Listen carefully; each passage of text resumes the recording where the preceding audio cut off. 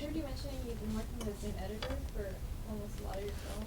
Yeah. How's that collaboration? Do you work with her, like, I don't know if it's under him, but do you work with that person, like, in the beginning, you talk to that person about the project, or is it just like, hey, I have a new project? No, I mean, if I'm doing something, she's there. Yeah. I mean, a couple of times she was on something else, but mostly, and on Fast Times, she wasn't in the union as an editor yet. She was in as an assistant. So, but, from then on. And it's not like, oh, what do you think of this project? It's Debbie. Hey, we're working. Something that someone told you that you that constantly resonates as you're directing. It's not advice. It's a thing that goes through my head a lot. In an Albert Brooks movie, he starts out. I don't know. Anybody ever heard of this movie, Real World? Way before all the reality TV shows. There was just one about the Louds, that family. And so he does this thing where he's going to make this documentary about this family. And it's not turning out good. And he was so into everything being really, really real. And then he decides he'll set the house on fire, because that'll be a big dramatic ending. And he goes, so what? Start real, end fake? What are they going to do? Put me in movie jail? And every time I think, like, well, we could do that. And then go, what are they going to do? Put me in movie jail? Like, can I get away with that? Will that work? And I always think of that. Yeah. By the way, that's a really fun movie. I feel like since this is women in cinema, maybe we should talk about being a woman in cinema. I know, or not. I don't know. I guess I'm just wondering any specific challenges you've faced in Hollywood being a female director, and there's just not that many. And I wonder, do you have any insight as to why or what goes on at the top? Because they're all a bunch of bitches. No, the main thing I've done is sort of try to ignore it. Try to think,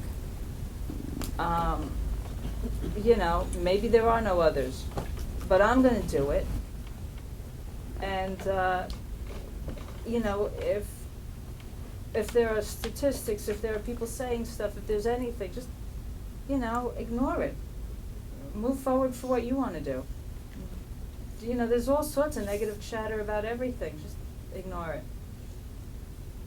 Amps, was that your concept, or was that sort of the studio being like, What studio? vampires are so hot? There's no studio.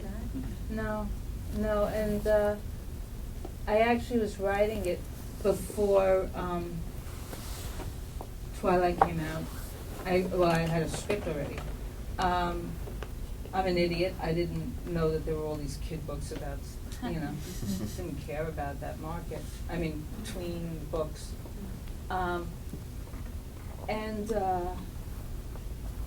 It was, and I had an agent that, I wouldn't even want to say her name, but she was like, oh, they already have that. Meanwhile, True Blood had been, all these other things, and she was just like, drop the ball. And ultimately, we found independent financing. But it was like, it's a little movie. It's not, it's not a big studio thing. How many projects do you have going on at one time? Like you get the script or a project you're working on or pushing something else like this. Or, do you have a lot of things that you're working on at one time? Like a lot of fingers on a lot of different pots, or do you just have one thing with another script ready that you then just go full forward on? It varies. Like right now it's sort of like pitching season in TV land. So, one person will come and say, oh, we want to do a show with this curl comic, and can you think of anything? And you think of something, and then you're trying to make notes and trying to figure out what could happen with it. And you got some stuff, but meanwhile, you're going to go do an episode, in a month or so. And, and also you like writing a musical adaptation of something that exists, but you know. So there's different things, but like, you know, if ABC decides, nah, we don't like that, it's like, all right, well, that, okay. There's one thing I really, really am into, but who knows what, it's a long-term thing. And other things are like, somebody shows you a Spanish movie and says, you know, do you think this could be adapted? And you go, let me think about it, and then you're making notes, and you have some meetings, and, you know, you can't, it's like you're dating a lot of people, but you're not gonna like go fall in love with all of them, because that wouldn't be good. But then, like, once things start to get serious with one thing, then go whole hog. That's a movie right there.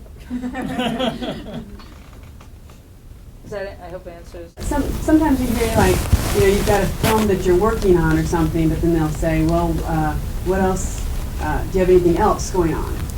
You're like, oh, or well, do you have anything else that you've written or something like that? So I was just wondering like how, then you spread yourself, or it's more? I can't hold too many things in my head at once. I mean, you could sort of be flirting with a lot of things at once, but you can't, you know, during the course of the day, ideas come to you or things that you're thinking about, and it's always filtered through that one thing that you know you're thinking about. But if you're thinking about a bunch of stuff, it starts to get all, you know, scattered. Some people could think of a million things at once, and, you know, I don't know. I like it once it's been zeroed in on. Was it a little bit more freeing working on Vamp since it was an indie film rather than a Hollywood studio? It coulda, woulda been, but it was like a movie that had a bunch of production things, like, you know, effects and scenes that would take place in the past, and yeah, it was constantly being told, you can't do this, you can't do that, we don't have the money for this, or if you shoot that, we're not going to have any days in New York, you know. So I got a production manager on my back all the time, and you know, a lot of things that I thought would have been really cool, we ultimately couldn't do. So it's a trade-off. Yeah, it's not even a good trade-off. You know, it's like, do you want to be poor and happy? Well, you're not going to be that happy.